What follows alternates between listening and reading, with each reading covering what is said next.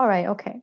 So today I'm going to give like a very short introductory lecture on deep learning. All right. Now, All right. let me begin by starting.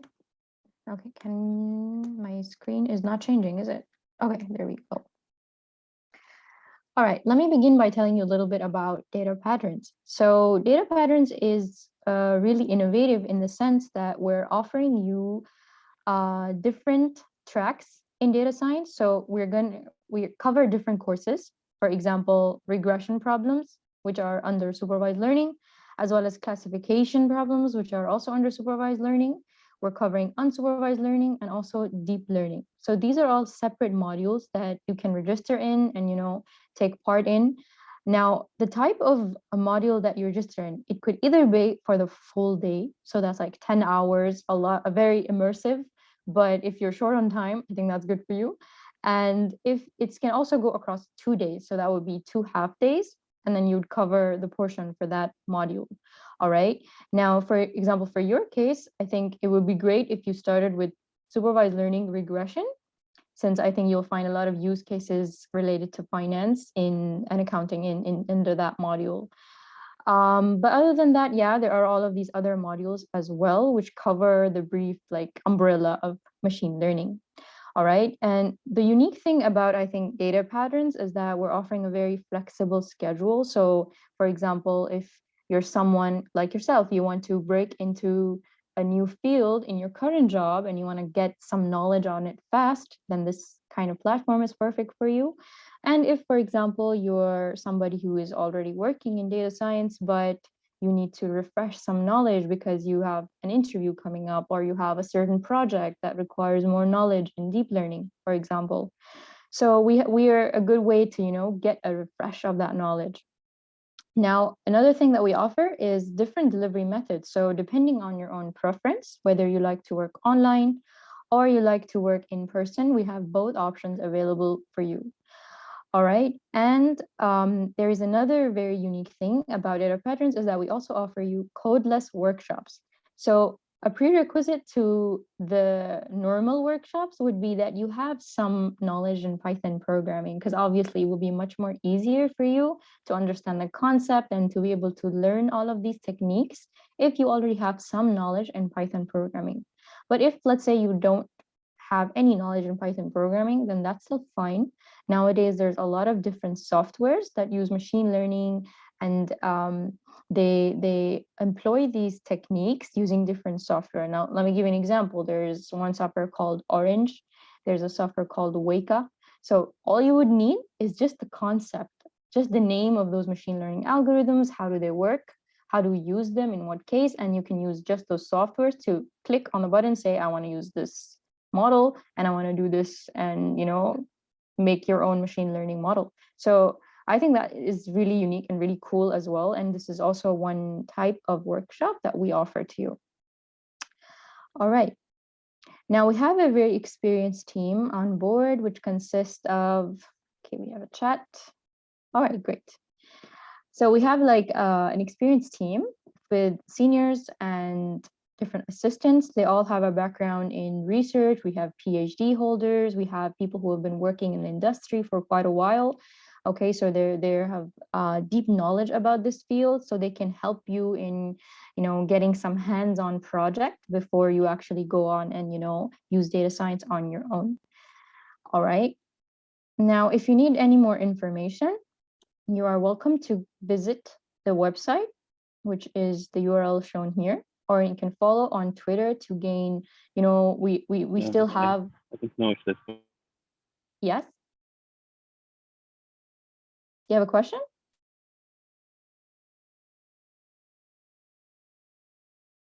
Hello, is my voice clear?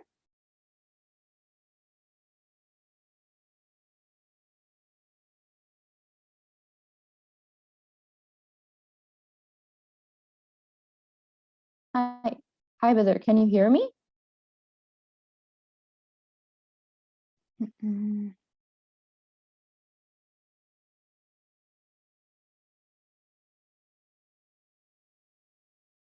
All right, let me just see if you're still able to hear me.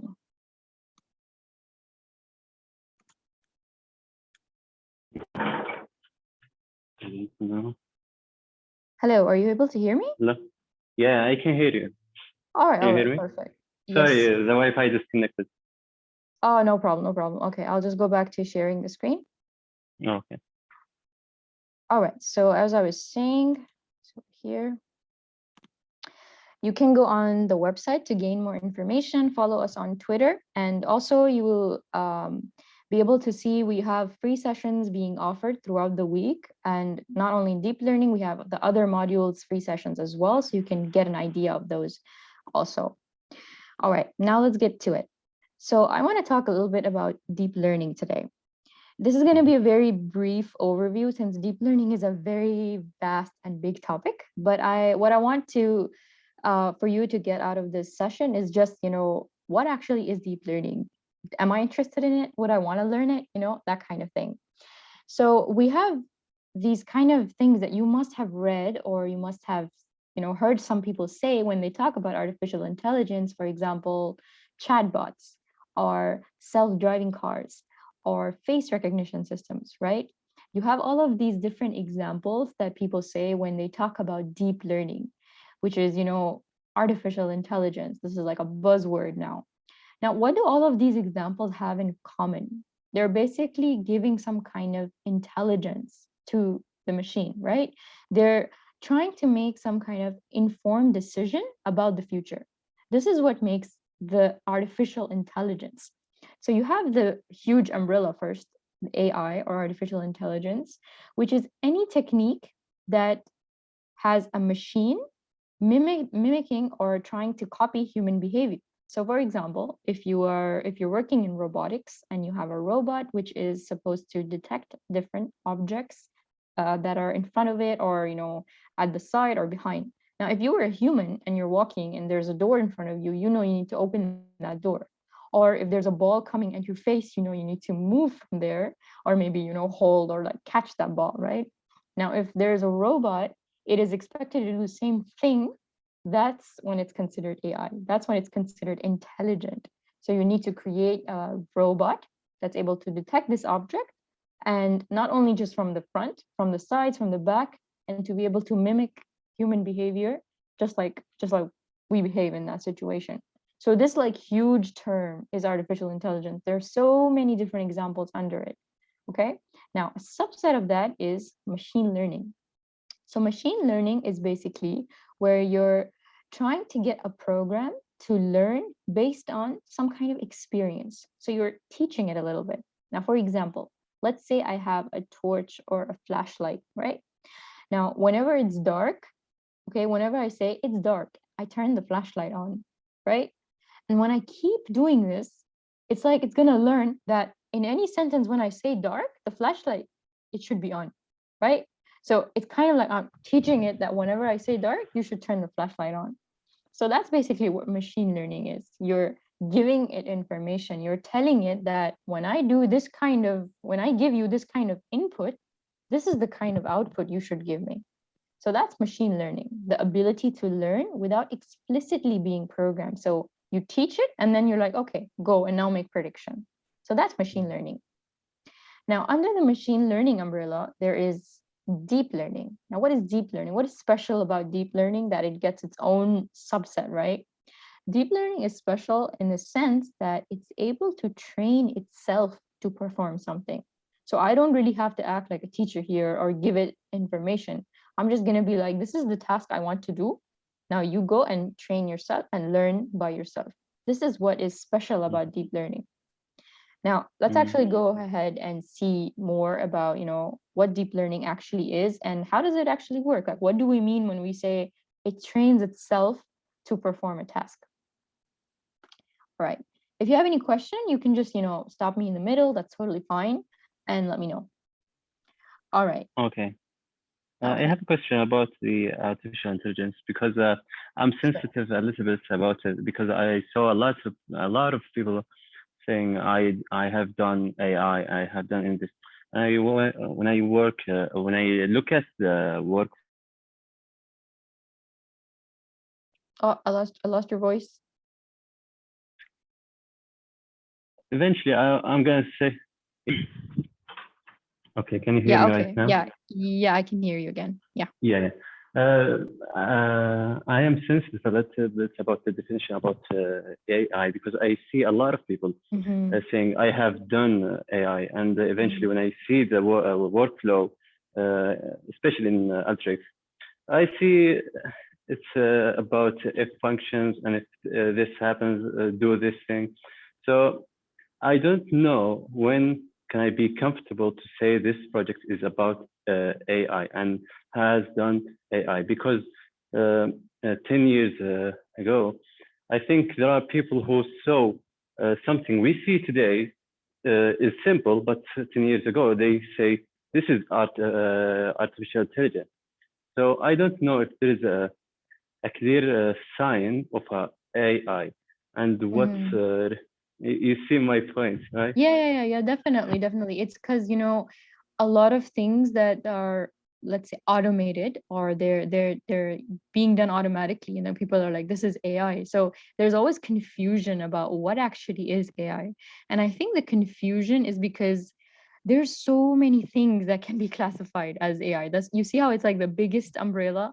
Inside it falls machine learning, and inside it falls deep learning. So all of that is artificial intelligence. And another thing I think why it's confusing to see, what is AI and what is not, is because technology is developing so fast. There's so much research going on. Just like you mentioned, 10 years ago, something that we would have said, oh, this is AI. Now it's like, maybe we won't even consider it AI because there's so many more cooler things that are going on, right? So there is a very Absolutely. fast advancement in artificial intelligence, which is definitely really cool. It's paving way, that's like making way for a lot of research, a lot of new developments. But in the end, I think if you really want to understand, to see if this project or anything that's in front of you is AI or not, see if it's anything that's making prediction, or is it automated, right? Is it automated? Can it work without me helping it? Is it intelligent enough? So if there's a program, right, to, for example, uh, if I give it an image of a cat, can it say that it's a cat without me giving it some hints? Like, there are whiskers in this image, or there's like fur in this image. I'm not telling it anything. Can it do it on its own? Then okay, yeah. If it can do it on its own, it has a certain level of intelligence. That's AI. That's artificial intelligence. But if it's a program where I have written the rules, if this, then this, then it's not AI, right? Because Absolutely. I already gave it what the rules are. So that would be just a program, but definitely not AI. AI is like when we say that it tries to um, behave similarly like a human, we're talking about in terms of intelligence. We humans Hmm. can easily see, we can hear, and based on whatever we're seeing or hearing, we can make a decision. That's exactly the same for the machine. Based on what the machine Hmm. sees or reads or even hears, can it make an intelligent decision? That's what the question you need to ask when you need to think like, Mm. is it AI or not? Does that answer your question a bit? And a great answer. Yeah, it differs Okay.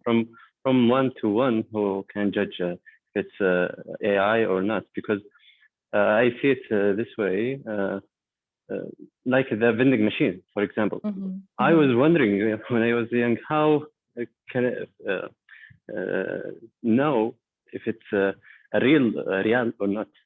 So Right. it Yeah. has built. Maybe yeah. We didn't think about this. I didn't think about this as AI, but I was thinking it's intelligent. Mm-hmm. Now I see it as it has the AI function. Maybe I'm not I'm wrong, but Mm-hmm. it differs. Maybe someone see it as simple, so it differs from someone to another to judge if it's AI, if it's Yeah. help, and this vending machine, let's say, have an ability more than the human can do, or then we can judge its intelligence. That's what Exactly, I'm thinking. exactly. Yep. Take now, following your example of a vending machine. So if you go to a vending machine, now you press a button, and based on whatever number that you press, it will give you your snack or whatever, right? Now, let's say that you want to have some AI here, some artificial intelligence here. Let's say that I pick the number to buy a chocolate, right? Now, because the machine noticed I'm buying chocolate, this person likes chocolate, so most probably she will like chocolate milk also. I'm just giving a random example right now. But the Okay. machine has learned from previous data that people who like chocolate milk. And now it's gonna be kind of giving me some kind of, encouragement. Would you like to buy a chocolate milk also? So it wants me to Mhm. buy a chocolate. That's what makes it AI then. It made a decision based on my choice of the chocolate. Yeah, Now you see that's the great difference? example. Yeah, I Oh yeah. agree with you. All right, awesome. So that's with AI, and then under AI, there's a lot of different terms like machine learning. There's a lot of different models under machine learning, and then there's deep learning. So unfortunately, today it's deep learning. It's a bit like advanced. Like I love how you're very interested in this field, and I would advise you to attend a free session for the supervised learning for sure. I think you will be really interested in that one. So now we'll just continue for the deep learning part. So how can we actually get a program to train itself, right? To make it learn from like by itself. We don't really give it any help. Now, to understand this, let me give you a simple example of an image which has a face, okay? And we want the machine or the program to recognize whether there is a face in that image or not, okay? So if we use traditional machine learning, now there's a lot of different types of models. I'm not going to go into the detail of that, but let's just call them traditional machine learning and deep learning. They're separate things. So traditional machine learning, what it does is it would take the image of a face, right? If there's an image of a face like that, and then we're gonna have to give some information before we start the modeling process. We're gonna have to say, well, okay, in this image there is a face structure where here are the edges. So this is the face outline, this is the place where the eyes are, this is the place where the nose is, this is the lips, etc. So we would have to give it some information. These are the different edges in this image, these are the parts in the image that are more bright, and there are some parts in the image that are less bright. This kind of information we have to give it from the data before we put it in the model if we're using traditional machine learning. But if we use deep learning, we don't have to give it any information. We just have to put our data inside. Halas, we're done. So Mm. what deep learning will do, it's going to learn by itself in stepwise manner. Stepwise manner means that when we give the data and it's going to start the learning process. So when we say learning process, I basically mean it's going to start training from the data or learning the data. In the first few steps, what it does is it learns low level features. What are low level features? Something very general, something very not specific, not very detailed yet. So those would be like lines and edges. And then we have mid-level features. So it's going to keep on learning from the data, right?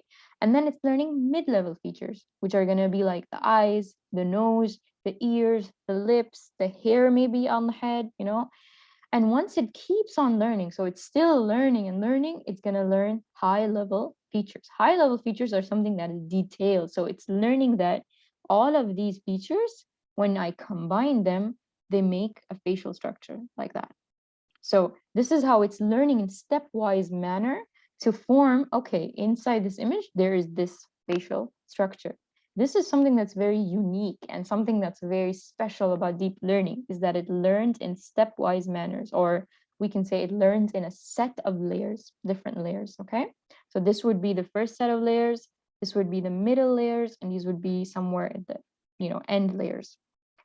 Now, this is how it's different from traditional machine learning. Those we need to give it information. We need to give the model information. We need to make it clear that this is what my data is. It's not going to learn by itself. We kind of need to help it. But in deep learning, we don't really need to help it. We just need to throw in the data and we're out of the picture. We're done. The model will learn on its own. All right. Now, why did deep learning become such a big deal now? If we look at, research, it's all mostly clouded by deep learning. Researchers are really into different types of topics in deep learning. There's like a bunch of new type of architectures, new type of programs under deep learning. So why is this all happening now?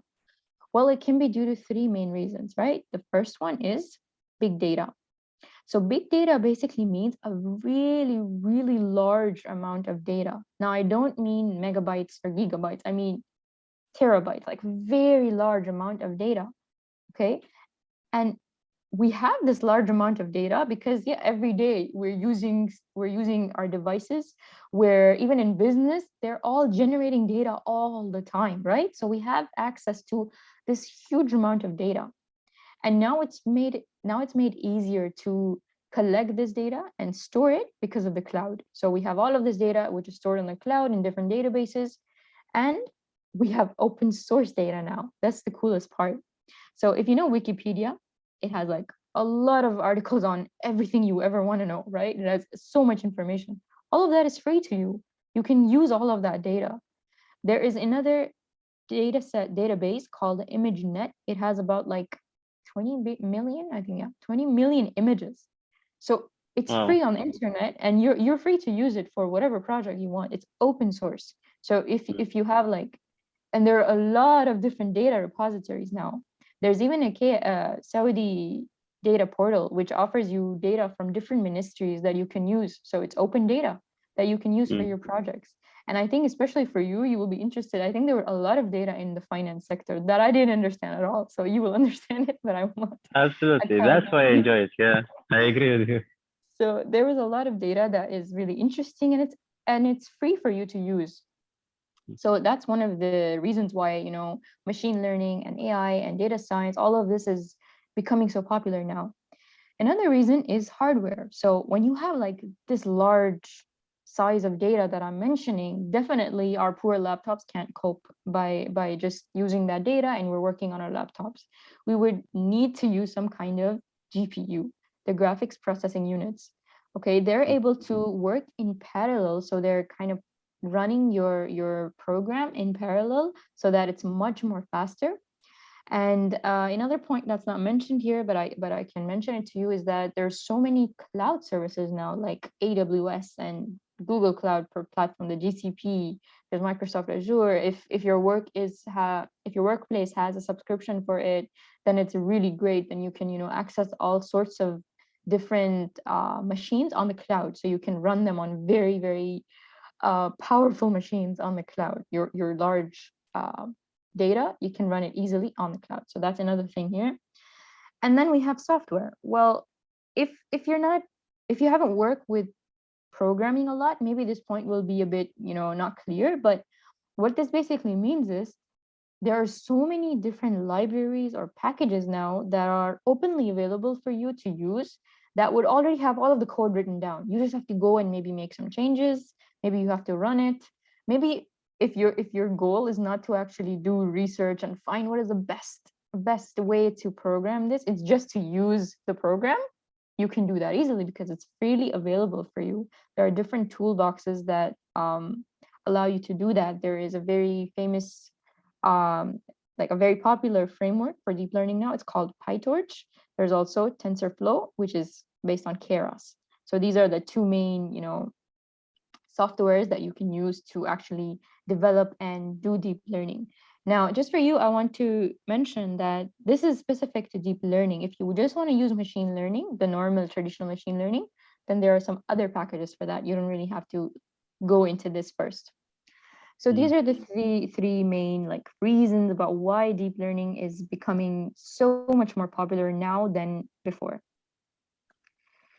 All right, now you may be thinking that, this kind of technology is used maybe only in like research. Maybe only universities use it to make some kind of robotics, or maybe it's completely academic. Maybe we don't use it in business in real life. Well, one of the challenge, it is a challenge. I would admit that it is a challenge to use this in businesses, because a lot of businesses, they don't understand what deep learning is. And your manager will be like, I don't understand what this technology is. I don't trust it, right? Mm. But because we have so much unstructured data and we have it in such large amounts, we can actually make use of that in using deep learning. Now, let's say that your workplace, your business doesn't have any machine learning solution yet, but if you were to have one, that's something very unique to your organization, right? That's something Right. that could really attract your different clients or your customers. So there are some ways in which deep learning is used in business, in different business areas. So for example, in the oil and gas industry, you can predict the efficiency, the reliability, or the safety of expensive drilling and production operations. So you can predict it, for example, forecast what is going to be the safety of these different drilling machines before you actually purchase them. So that can give you more confidence, and that can give you more, that can give the team more reason to, for example, invest more money in some kind of machine, right? So you're making a decision based on data. You see that? This is called data-driven businesses. Now, this is another thing that Saudi Arabia, they're slowly moving towards data-driven businesses. So you're using data to make a decision. You're not just making a decision based on somebody's opinion or just a meeting, right? You're making it based on the data that you already have. And then we have another example in the financial services industry. This one will be particularly interesting to you. A lot of text-based analytics. So you have a lot of text data where you can use to predict fraud or predict future investment performance. So you have a lot of documents about a business, for example, and you want to, take all of that documents, get the parts that are more interesting to you to predict, is it going to be worth it to invest in this business, to invest, how is the performance of that business going to be for a few years, after a few years, things like that. And you can even do market sentiment analysis. Now this is really interesting. So for example, if you were thinking about breaking into a market, a new market that your company or your business has never gone into, then you can maybe get information from that market. For example, let's say customer reviews even from Twitter about a specific industry, right? The industry of, and I'm just going to give a random example right now. Let's say drinks and beverages, right? What do people like most about different drinks? What do they don't like about drinks? Is their interest still there in this industry? Are people still interested, or are they becoming really healthy and they're like, we're only going to drink water? All of these things. You want to get the Yeah. sentiment. Are they positive about it, or are they negative about it? So if you would find that, okay, they're really positive about this industry, this seems like a very good investment. Let's break into this market, This is the kind of thing you can use deep learning for. And then we have cybersecurity, which you can use to, there's a lot of different examples here. I just put in a few, for example, to detect malicious URL or code. And then social media. Well, this is where, I think deep learning is most popular, especially computer vision. So computer vision is basically when you use deep learning with images. So you have Snapchat filters. I'm sure you know of them, like different Snapchat filters. They detect your face, and then they have different kind of filters every day, I think. And there is a really cool tool on Pinterest. Now, if you know Pinterest, this is a really cool app for searching different ideas and, in art or in anything, actually, like different ideas. It has a whole dashboard of things that you're interested in, and you can, search about it. It has something called a visual search tool, which what it does is when you zoom in on one of the pictures, and it sees what is the content, and what is inside this picture. For example, if it's a picture of a green tree, then I'm going to say, show me everything that's similar to this green tree. Then it's going to show me a bunch of images that are similar to this green tree. So what it's doing basically is calculating what is the similarity between this image and all of the other images in our database. So this is also, it's using deep learning to get the features of that image, calculate the similarity, and then give you that result. So this is another really cool thing that Pinterest does, and it uses deep learning for that. So yeah, these are like the different examples, just to explain to you that deep learning is not something that's, only used by researchers or only used by very experts of computer science. Not really. They are used in industries and in businesses as well. Okay. All right. Okay, now I'm gonna talk a bit about an overview about what's actually going on inside deep learning. Now, this may seem, and I'm gonna warn you, this may seem like it's a lot of information right now. So I'm gonna try to keep it as brief as possible, since this is just an introduction. But definitely, if you want to really learn about deep learning, you have to put in a lot of time. And if you want to learn about all of the details, then you do need a lot of time to go into and understand all of that information. So if you search about deep learning on Google right now, you're probably going to get an image like this. So you have like a lot of these layers and lines and different circles, and it looks like there's something crazy going on here. Or you'll even see an image of a brain, because people think like Yeah. deep learning is based on the brain and somehow, which is really far-fetched, by the way. Like no, they just got the name neural network, but I think scientists have still not figured out how the brain works. So we're way off that. Machines can't really mimic that, right? So this is basically the structure that's shown to you. Now, what I will explain to you today is going to be just what is inside this one circle, just one circle here. All right, Okay. what actually goes on, and it's really simple. It's simply a function. Now, let's go back to high school math, right? Function is what we always say. Function is something that's y, like the output, equals to something, the input, and you apply a function on it, right? So you have some Right. input, you're applying a function on it, and when you apply the function on it, it's going to produce some kind of output. This is like a very basic function, right? If you want to think in a Right. really simple example, think like a washing machine. A washing machine is a function. You throw in your dirty clothes, that's the input. You have your output, which is clean clothes, right? So that's like how a function works.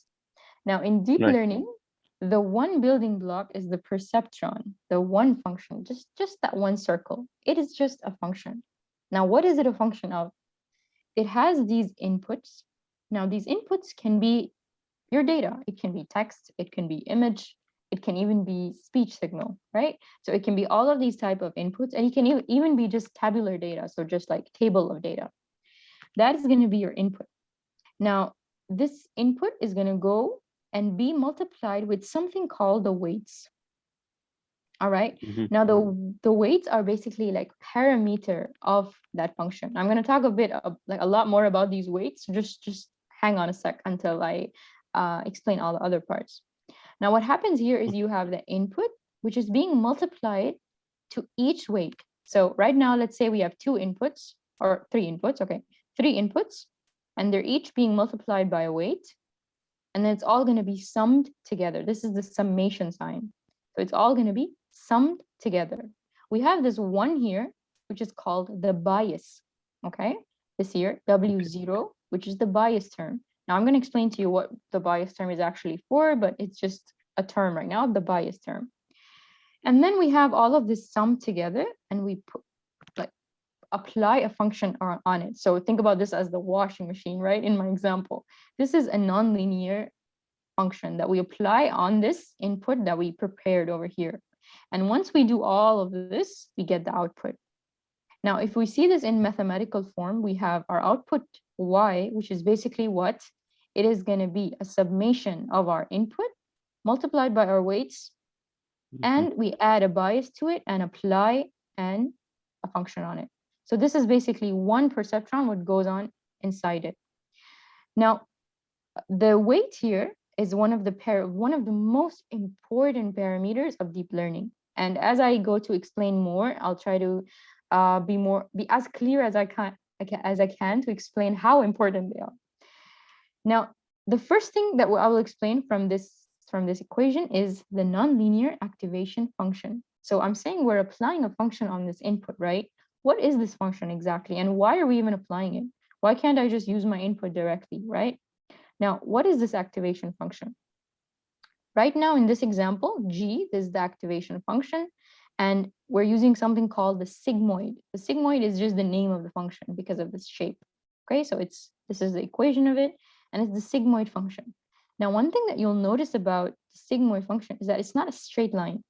So any function that's a straight line is linear, and when it's not a straight line, it's nonlinear. Okay? So that's like a mathematical thing. When it's a straight line, we call it a linear equation. When it's like not straight, just like the one shown here, it's nonlinear. So in deep learning, all of these functions, they have to be nonlinear. Now, why is that? Let's say this Right. really clear example. So let's say that my job, the model's job, okay, was to classify whether inside an image is cat or not a cat. Okay, so there's two classes, two decisions it can make. Is it a cat or is it not a cat? Now, this is what my data looks like. Let's say that the red points over here are that it is a cat. So these are all of the data that says it is a cat. And the green dots Mm-hmm. here are data that says it's not a cat. Now, if I use linear function, not non-linear, linear function, what my model will do, it's going to separate this data by a straight line. It can only separate this data by a straight line. And then when we have a new point that falls over here, for example, let's say over here, let's falls over here, it's going to say, yeah, it's definitely a cat because it's in this red area, even though it's so much more closer to the green, right? So Right. it's more possible that it was not a cat, but because we only have this one straight line dividing both of the classes, we think that's the decision. So this is one of the disadvantages of using just linear activation function. What we need is a non-linear activation function so that we cannot separate our data just by using straight line. We can separate it by using a non-linear line, yani not a straight line, any kind of curve. So now in this example, when we use a nonlinear activation function, when we have a data point over here, for example, a new one, then yeah, it's inside the green part, right? So it knows it's not a cat. So you see how it's different, how the difference is when we use a linear activation function versus when we use a nonlinear activation function. It's because we want to capture the data, the distribution of the data really well, is why we use the nonlinear activation function. All right, so that's one of the main reasons. Now there's a different types of activation functions that you can use, and you can tell inside the code which one you want to use. The one I just showed you is the sigmoid, the S shape, like this one. There's even the hyperbolic tangent, and this is the most popular one when you're working with images. It's called the rectified linear unit. So all of these are different. Now you'll notice that they all kind of have the origin at 0 here. So you have the straight line starts at 0. This is what it's defined by. This is like the most simple one. It says if it's greater than 0, if any kind of input coming is positive, then keep it positive. If there's anything negative, just put it 0. So any negative number coming here, just squash it to 0. This is what this function is doing. And notice how it's starting at the origin here, right? This function always starts at the origin. Now, what if I don't want to start at the origin? What if I want to move this line a bit here or maybe a bit here based on the different type of data that I have and the different calculation that I'm doing? Well, in that case, that's where the bias would help us. Remember the bias term right here? Yeah. This one? The bias term is simply to move this function here around the origin, okay? It won't be always at 0.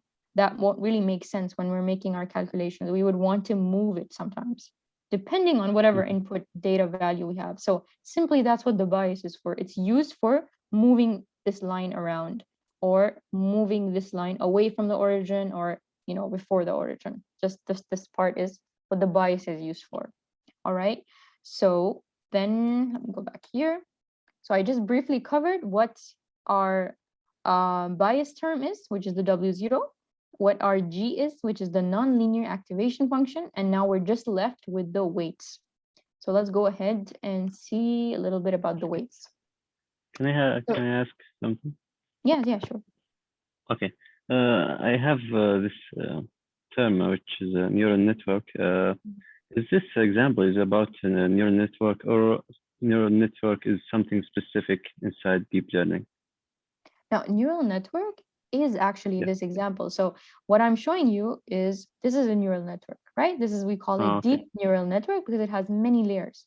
What I'm explaining you is just one node, just one node inside this deep neural network. So all of this calculation, this one here, this function is being applied in this one node here, also here, also here, also here, also here, like all over these nodes. So this is where, that's why, you know, if you read about deep learning, they say it takes a really long time to run it because it does a lot of calculation. So it's going to make a calculation through each of these connections. So that's a good question because it takes us to here. You see over here, this is a single output. This is a very, very simple version. We have one node, right? And we have this input. Over here, we have two nodes, multi-output. So it's going to be 2, y1 and y2. Now, how many nodes you want to have? Do you want to have, for example, something with 3 hidden layers here, or maybe even more? Okay, maybe less. That all depends on how you want to program it and how difficult the task you're trying to do is. So for example, if you want to predict whether the image has a black color or a white color, that's a pretty easy task. But if you want to find what is the type of flower in this image, not even if there's a flower or not, what is the type of flower? That's pretty difficult, right? Mm, Because you need to right. know exactly what every flower looks like. Then you would need something quite more deep. We call it more deep when we have many, many layers. So then it would be a very Mhm. deep neural network. We would need to learn or train more and more to be able to get those details. All right. So, So yeah. yeah, in the first example, you said white and black. This is going to be binary, and then the second example, which has multiple choices, is this going to be labeled, or this if I call it labeled, it's about supervised learning, not in the deep learning. Yeah. So excellent question. And supervised learning can be done with deep learning. Deep learning, you can do classification, which is just the example that you really nicely explained, that when we have black and white, that's a binary problem. It's a binary classification, right? When we have what is the type of flower, that's a multi-class classification. So for example, I'm trying to predict between 10 different types of flowers. So that would be a 10 class classification. So we have labels for 10 different types of flowers. I see. So Okay. it's gonna predict if it's for each flower type. There's going It's to be gonna a see if different it's output true or node. false. Exactly. So let's say Okay, that I see. you're predicting 3 types of flowers here. It's going to see for one input image, is it this flower? Nope, the probability will be really low. Is it this flower? The probability will be high here. So maybe. Is it this flower? Probability is low again. So now it's going to say it's this flower. So this is how it checks. Okay, so here is gonna come the weight to see how much this type is collecting how much weight. Then if the probability is high, then it's gonna choose this type of flower. Sort of. Now, I want to talk a little bit more about the weights because it's a very complicated idea to understand. It's not exactly how much weight it will put on the image itself. It's the weight is actually how it's going to learn that image. So I'll talk a bit about it now. All right. So just to like answer your question, supervised learning has classification and regression, and deep learning can do both of them. Okay, so it's under the supervised learning also. Okay. Uh, yeah, here we go. Now we're going to talk a little bit about the weights, right? What are actually these weights? These weights are making connections with each and every input with every single node. So this is something that's very important, and we're multiplying it with all of our input, summing it, and then applying our activation function on it to get the output here. So let me just repeat this structure because it can be a bit like confusing. Here we have our inputs.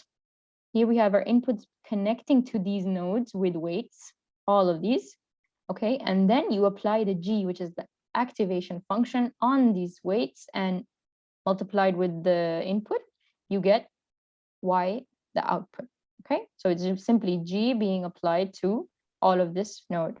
So this is how it's gonna keep going step by step. Now, what happens is when we're training a model, something that we need to really focus on is, and which is important, is the term loss. How do we know that our model is actually learning? So for example, let's say that we want to predict whether I'm going to pass or fail a course. Okay. And I give it information that the number of hours I studied is 10 hours and the number of my attendance was 10 out of 15, for example. Based on this information, can you predict whether I will pass or fail this course? Now it says there's a probability that you will fail this course 30%. 30% probability, like you will fail this course. How do I know if this is correct, right? I need some kind of actual data. What actually happened?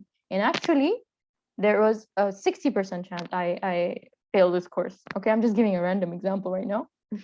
Okay, Okay.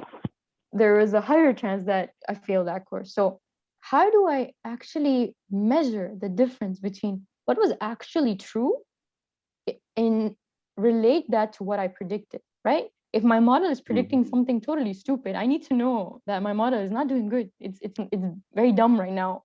It needs to keep learning, right? So Okay. Yeah. this one is we can quantify or we can measure it by the loss. We call it the loss. There are different types of loss equations mathematically, and that can be like a whole lecture on its own. So I'm not going to go into the details of that, but What's important here, and I want you to know, is that we need to measure some kind of loss value. How is our model doing now? Do we need to keep learning or do we stop? Is the difference between what is the actual value and the predicted value less, or is it very big? So, this is the kind of thing that we're measuring through loss. Now, Okay. what we're doing here, we're trying to decrease or minimize the loss, right? That part is clear. Now, how do we find at which point do we have the lowest loss? How do we get to that point? How do we actually know we've reached that point? Let me show you this. To me, this looks really cool, but to some people, this looks very scary. So I don't know. But what over here, what is a diagram of, we can call it the loss landscape. So these are the different possibilities of the loss, okay? If you see there's a red part here, it means the loss was very high here. And if you see these blue or purple part here, it means the loss is very low, minimum here. Okay, this is what the diagram is showing. Now, we've plotted this for different values of the weight, right? We have two weights. For different values of the weight, this is how the loss will be. So, for example, over here, when the weight is, let's say, okay, when the weight is 0.9, somewhere here, and this weight is 0.2, somewhere here, the value of the loss is quite high, very high. So when the weight is 0.8 and 0.2, then those weight values, they're not really good. Our model is doing horrible. We don't want those weight values. We have to keep training. We have to keep tuning. We have to keep going until we find the best weight values. Which are the best weight values that give me the very minimum loss? So what it does is, it does this through an algorithm called gradient descent. Okay, gradient descent, what it does is it says, okay, I'm going to start randomly at some point. So for example, here, now you just started training the model. It started at this point here. Sorry, where's my mouse? Okay, it's starting at this point here. And then you're saying, okay, not really doing, my loss is really high right now. We need to keep training. Let's take another step. So gradient descent, what it does is it tells you which direction is lower, right? It calculates the gradient, which tells you which direction can you step in, which is lower, not higher, but lower. So then you make a step in that direction. And then you check again, what is my loss value for these weights? Is it still quite high? Yeah, it's still not good enough. I'm going to keep on training. So it's going to take another step, and then another step, and then another step, until eventually it gets to the minimum point where the loss is the minimum. And it's found that for these weight values, this is where the loss is minimum. These are my tuned weight values. Now, the cool thing about all of this is I'm explaining it to you because you need to understand it, but all of this is going to be done by the model by itself. I don't have to do anything. So that was my question. I was going to ask you, do I have to do it manually, or does no, do it automatically? Automatically, completely automatically. This is what makes deep learning so powerful and so amazing at some of the tasks, is that it can learn what are the best weight values by itself. So when I mentioned in the beginning, deep learning is an algorithm which trains by itself to perform a task. This is what I mean. It will learn by itself what is the best weight value that will give me the least loss. Okay. So yeah, there's actually a lot of information to unpack here. We have to go through the backpropagation algorithm as well, but I think I'll like, this much information is a lot already.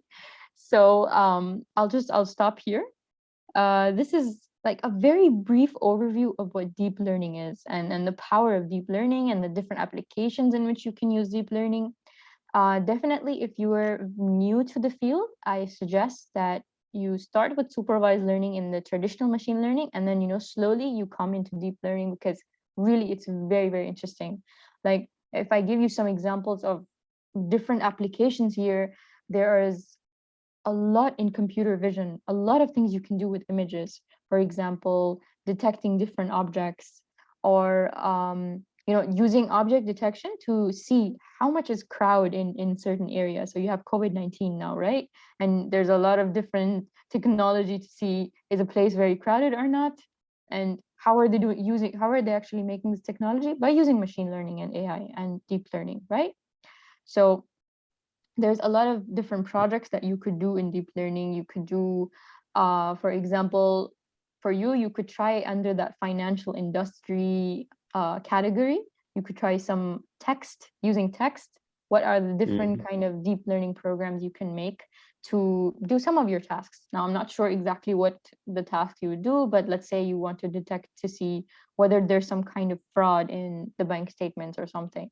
So examples like this, you could try.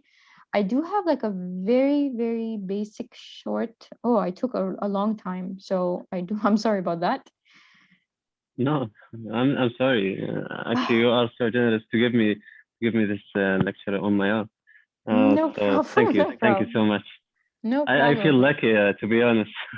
No problem, no problem. We're all really committed to, making machine learning and data science basically seem more approachable to people who are already working. You don't have to start from the very beginning. You don't have to become a Mm, complete student from the beginning. Especially, I've learned through teaching and through working on my own that people like you who already have knowledge in one domain and you already have mm. knowledge about one area, if you learn about data science, it's really easy for you to know, okay, I can use data science in this way. I already have access to this data. I can use it to do this task. You can have more creative ideas because you already have knowledge of the domain. It's much more Absolutely. difficult for people who have no knowledge about the data, so they don't know what kind of project to work on then. They're very confused. Absolutely, yeah. Yeah. I agree So with you. That's what makes me excited.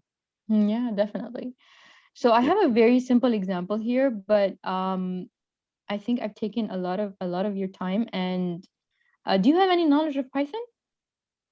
Yeah, absolutely. I have done lots of projects on Python. Oh, perfect, Uh, perfect. Then yeah, I then have I'll done supervised learning and like both and forest models and also linear regressions. oh, I was great, lucky to great. do it on our data in general, in financial data, let's say. And I have That is done good. predictions, but I was facing lots of problems, which is about cleaning the data.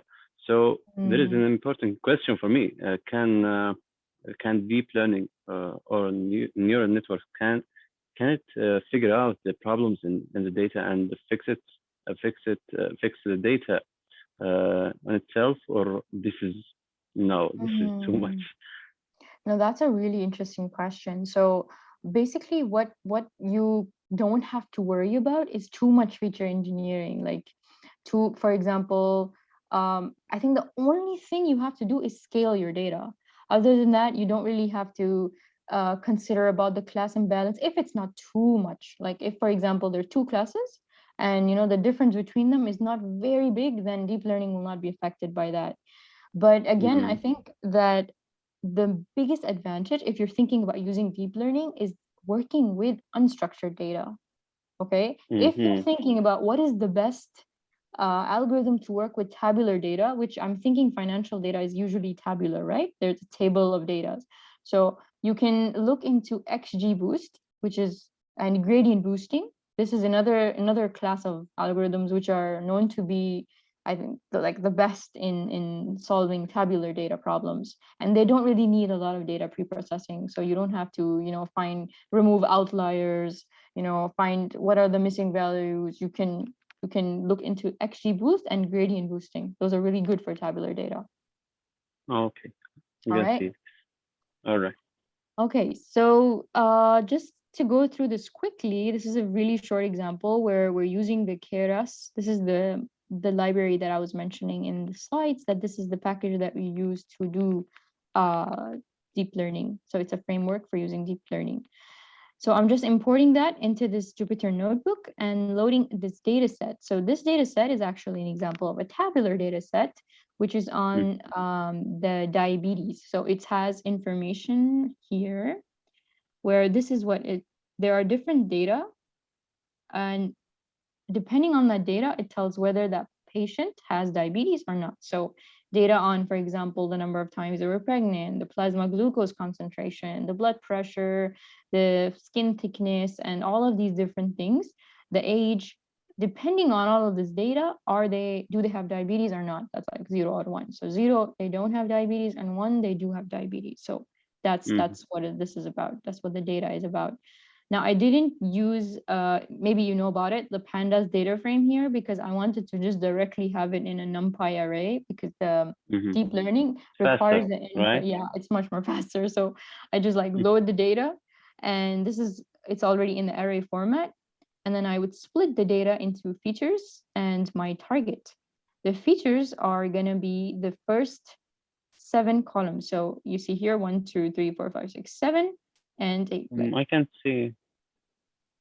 You can't see? Yeah, I see the PowerPoint. I was listening. I thought you. Oh dear. Oh my God. Okay, wait a minute. I was imagining every word you say. I thought you didn't. You Oh didn't dear. No. open Let me open it it. for you. I have the code in front of me. There you go. Okay. Oh, okay, that's There better. you go. All right. Sorry about that. I think I shared my presentation only. Well, Okay. it's okay. All right. So this is what I mean, that you can use Keras here. So Keras is that library. You just have to import it. And this is where you're loading the data set. This here is when I was Mm. showing you the information about the data. So there's different attributes, and then you have your target column, which is the class variable 0, that you don't have diabetes, 1 if you have diabetes. So this is all of it here. Now I have it directly in an array format. So this is what it looks like. What we're doing is we're splitting into features and target. The features are going to be the first 7 here, okay, from 0 to 7. And then here is the last one, is our target. Target meaning, what do we want to predict? So if you want to think about Mm. this now in terms of the equation that we just saw, all of this is x and this is y, right? Oh, okay. So, Yeah. yeah, this is what we're going to do, and we're going to put it inside the model now. Now, when we want to define a Keras model, we start by saying sequential. Sequential means that now I'm going to start to add a lot of layers. Okay, sequential, like step by step. That's the Oh. meaning of sequential, like step by step layers. Over here, the first layer that we're adding is, okay, so the example that I've showed you here, this is called a dense neural network. There are many different types of neural networks. This one is the most basic one. The most, like, the first one that you would learn is the dense neural network, okay? So that's why the name of this over here is dense. So we have Okay. a dense layer with 12 nodes here. So there's going to be 12 different circles. Each circle is going to do that equation, y equals g, and w0 Yeah. plus summation of x into w, all of that. The input dimension says how many input nodes I have, and the activation here is that the function that you want to apply, the nonlinearity. Okay, and then you can add in as many layers as you want, depending on how hard your problem is or how easy your problem is, and end that with a last layer, which says how many output nodes you want. We just want 1, meaning we want it to tell me the probability whether you have the patient has diabetes or not. And after that, you just run model.compile to define what type of loss you want to focus on. The optimizer here is related to the gradient descent algorithm you want to use. So, what algorithm you want to use to take those steps. And this also, there Okay. are many different type of optimizers, and you can read into that more. And the metrics you want to focus on, you can focus on accuracy. There's a lot of different metrics over here that you can focus on as well. The last step is to say model.fit. The epochs is the number of times the model is going to see the data, and the batch sizes, how many little batches do you want to put the data through the epochs to do the whole learning process. Now, once you run this, it takes a little bit of time, but I think for this one, it just took like 10 seconds, not a lot of time. So it runs, and at the end, we have an accuracy. So it's saying it's 78.65% accurate. So this is how confident it is at learning the data. So if we want to see, for example, how it is performing, then you can use model.predict. So over here, I've just written a very simple code that says, if this is my input, right? This is what my model is predicting, and this is what the actual data was. So it's not making a mistake here, right? So it's 1 and 1. 1 is what the model is saying, and 1 is what it was actually the data. And over here again, 0 is what the model is saying, and 0 is what the actual data was. So in this case, our model is doing pretty well, right? There's no mistake. Right. But this is just for the first 5 cases. So this is not a very large list. to see. Definitely there would be mistakes since our accuracy is 78.65 and it's not 100%. So this was like a very short overview. I hope you enjoyed this introduction, and if you're interested in it, we would love to have you register and participate in the workshops. There is a discount in Ramadan, especially. So, yeah, we hope to hear more from you, inshallah. Inshallah, thank you. I really enjoyed this, and I definitely will recommend this program to my friends and colleagues at General Authority of Security and Tax. No, thank you so much. That will be really great. And I wish you all the best in your learning journey. Just don't give up and keep going, even though there's like, I know many different things going on. Even for like people who are in the field, we have to keep learning because there's something new every day, you know? So Absolutely, absolutely. yeah. So all right, okay. So I hope you have a good night and you have a great fast, inshallah. And inshallah, we'll hear more from you all. Inshallah. Thank you, Kinza. You're most welcome. Assalamu alaikum. مع السلامة.